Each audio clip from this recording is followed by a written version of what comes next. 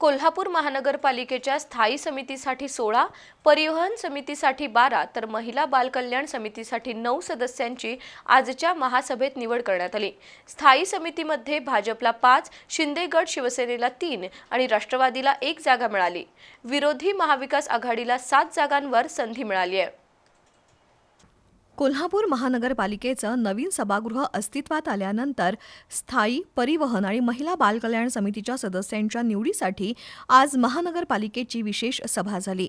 महापौर रूपाराणी निकम यांच्या अध्यक्षतेखाली झालेल्या सभेत विविध समित्यांच्या सदस्यांची नियुक्ती झाली। स्थायी समितीसाठी भाजपला 5 जागा मिळाल्या, त्यामध्ये विशाल शिराळे, राजनंदा महाडिक, नेहा तेंडुलकर, बबन मोकाशी आणि पूर्वा राणे यांची निवड झाली।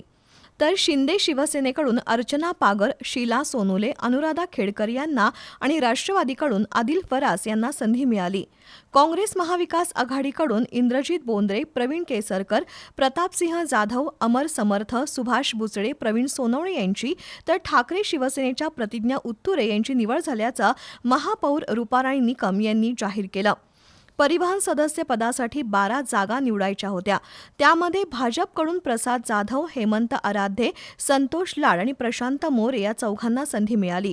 शिंदे शिवसेनेकडून रोहन अतिग्रे, सत्यजित जाधव यांची तर राष्ट्रवादीकडून मानसी लोळगे यांची निवड झाली।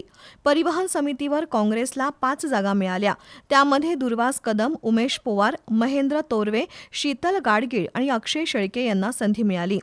कोल्हापूर महानगरपालिकेच्या महिला आणि बालकल्याण समितीसाठी एकूण 9 सदस्यांची निवड झाली।